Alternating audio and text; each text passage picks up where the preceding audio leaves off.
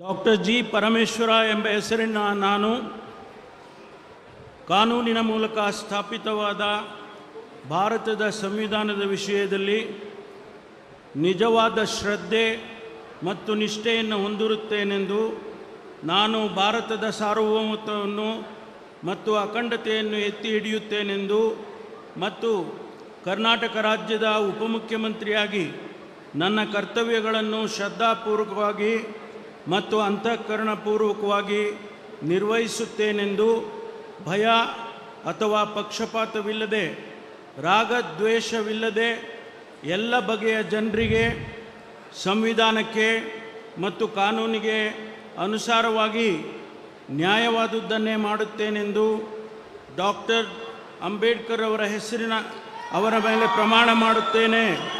ಶ್ರದ್ಧಾಪೂರ್ವಕವಾಗಿ ಪ್ರತಿಜ್ಞೆ ಮಾಡುತ್ತೇನೆ.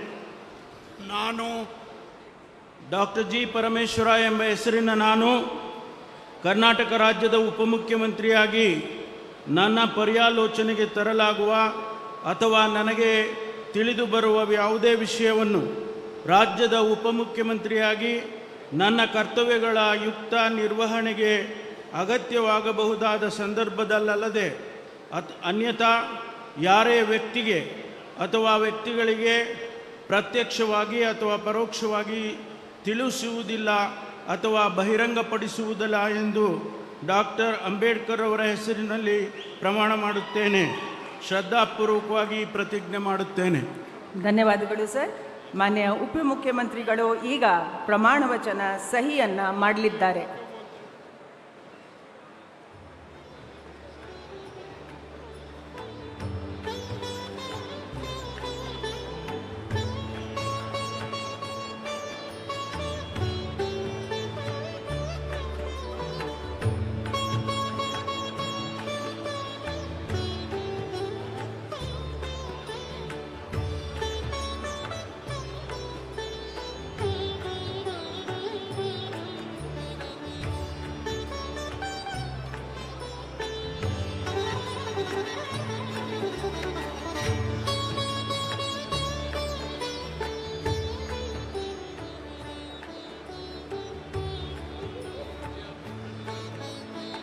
ಮಾನ್ಯ ಉಪಮುಖ್ಯಮಂತ್ರಿಗಳಿಗೆ